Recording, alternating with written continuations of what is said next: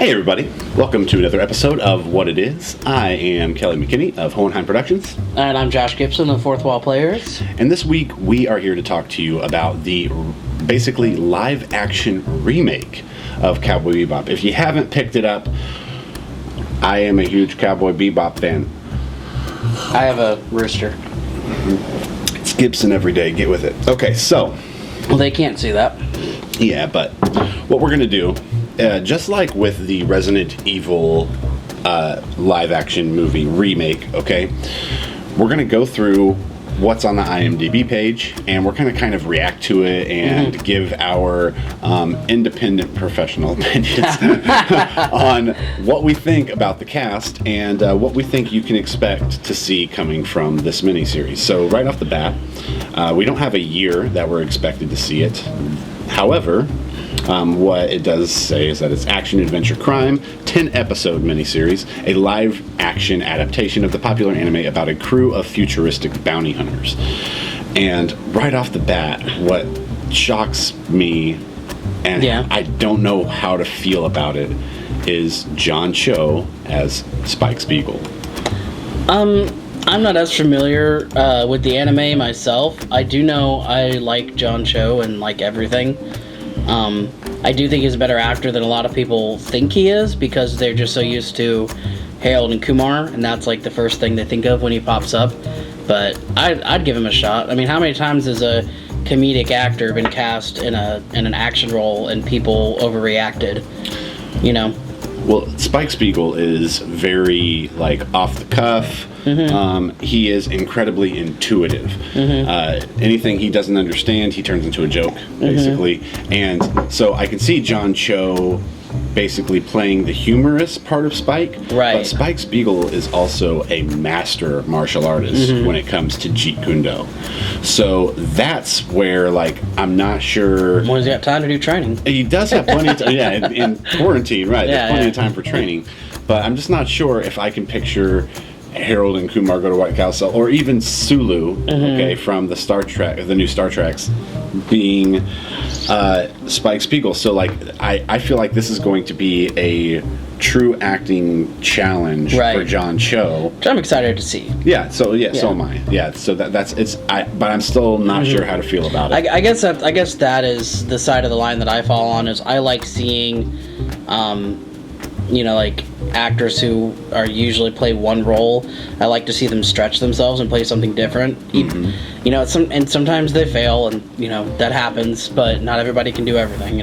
Right. And what's interesting is every single person on the casting list is listed for 10 episodes, which I think is a misdirect. So that way we're left as to wondering about It'll probably just be Spike and all 10, and then everybody else pops up. Right. Yeah, it'd most likely be Spike and Jet from the go. And I wonder when they're going to come into the series, because if they start from the beginning, when it's just Spike and Jet, then they'll pick up Faye and Edward and everything else. And that's another thing we need to see with the full cast, whether or not who's going to be, because they have everybody they have everybody cast, and I'm not seeing an Edward, which is very disturbing for me as a fan, and I know will be very disturbing for everybody else.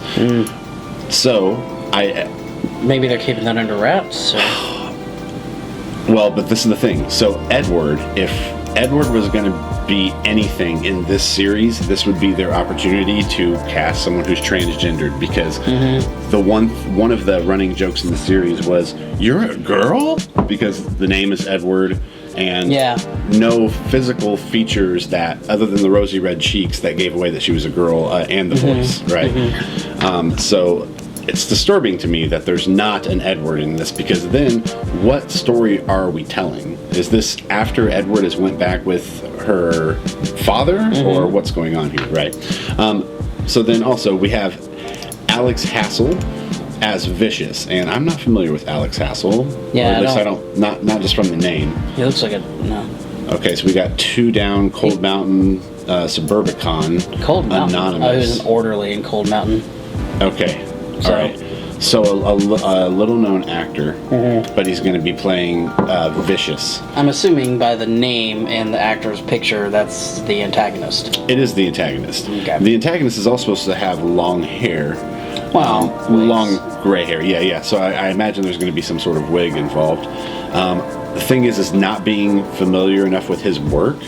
I can't even picture his voice, and Sid is very, very maleficent. Like intense, right? So I wonder if they're going to continue with that. And that's another thing. Spike Spiegel, I can't picture hearing John Cho's voice as Spike Spiegel, because Spike is kind of silky and smooth and, charismatic in a way. Like, he's very likable. Now, I did sneak a peek at this Daniella Pineda. I think that's how you say it. What? Okay. And because I didn't recognize her from anything. A bunch of stuff I have not seen. A bunch of stuff that I have not seen. A lot of other people have. The Vampire Diaries, Jurassic World, the originals. So right now we already have 2 vampire things because she played the same character. I know that one of them was basically a prequel series to the teen drama stuff. I was going to say BS. Anyway, but Faye Valentine is a large role, and just looking at her, I think she'll do fine as Faye Valentine, even not being familiar, just going off of the looks and not being familiar with her character, because so much of Faye, I think, is going to be in the writing, but also in the body language, and so I feel like Faye's signature is sort of this like lean forward so you can see down her shirt. So that's going to be the kicker for me. That's how I'm going to judge that. Yeah, so that'll be interesting. Now with Julia, that's basically Spike Spiegel's love interest. Okay, the one who got away. And just from this picture right here, I can see that too. Let's see, Twin Peaks, Magic City, Rhonda in Twin Peaks. The name sounds familiar, but I don't recognize the face. Yeah, so let's dig a little deeper. Oh, The Gifted. I watched that. She was made up, is why. Okay. Let's see. I'm seeing if I recognize anything from her.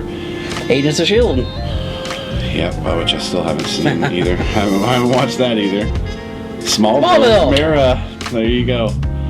I haven't gotten that far into it yet. Okay, so I have literally seen nothing she's ever been in. Oh my gosh. Woo! Wow. I mean, I'm sure I've seen NCIS here or there and stuff like that. Yeah, but she's in one episode. So Agents of S.H.I.E.L.D. here and there. But not... Nope. Wouldn't be familiar with her in anything else. But going off of looks, she looks the part. Now this, I think, is going to be really awesome. Jet Black, is basically a white guy with the sideburns that come in mid cheek. Okay.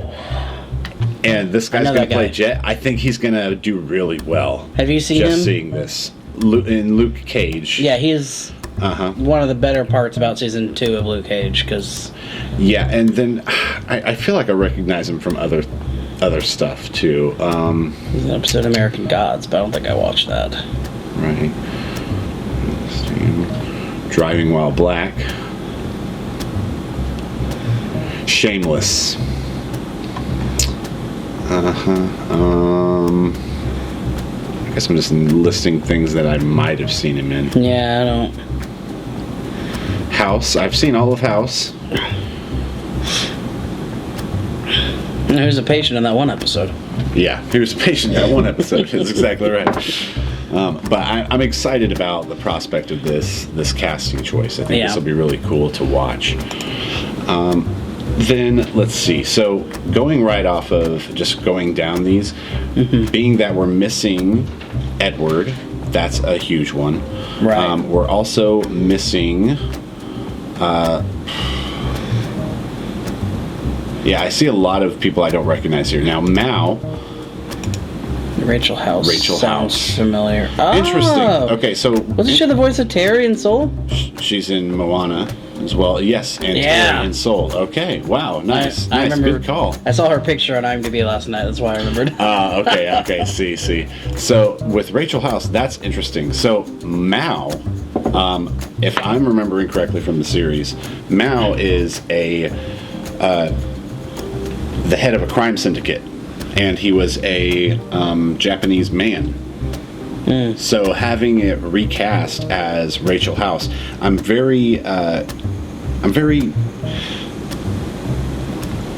kind of mind blown about where the story's going to be here. I see Lynn, I see Anna. Anna, if I remember correctly, is supposed to be Mao's wife. That's the actress from one of the Law and Order spinoffs. Yeah. It was also in Flight. SVU. Devil's Advocate. Miss Jackie Heath. I recognize her from that because she was topless in that movie. A lot of people were.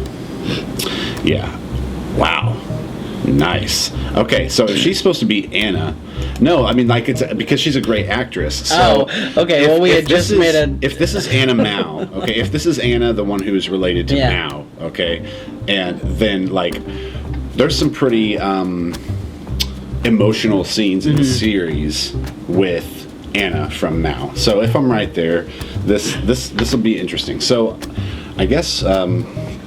I can't wait for them to leak more about It's the kind story. it's kind of been like in, hold mode for a while. So Right, and it looks like they might have only had 6 episodes under their belt, maybe pre-COVID, because right now they have only directed credits for 6 episodes. right, they probably have them all. They got 10 episodes written. They just only filmed 6. Right. Yeah. All right. So let us know what you think about the casting choices for the upcoming live-action Cowboy Bebop anime reboot, and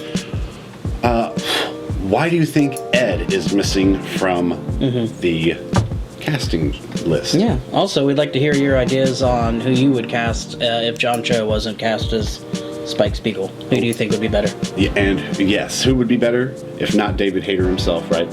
And if also made me think about who's excited to see the Cowboy Bebop, which is the name of the ship, the Bebop, in like live action CGI, basically. Yeah. That'll be really cool. Hi guys, thank you so much for watching our video. If you'd like to keep watching, go ahead and click like and subscribe underneath. We wanted to take a moment to realize that 2020 has been an awfully rough year for everybody, and we appreciate your continued support. If you'd like to support us even more, we have another YouTube channel called Fourth Wall Players. That's more about the live theater side of things. But thank you all, and hopefully 2020 will be a much better year. Happy New Year.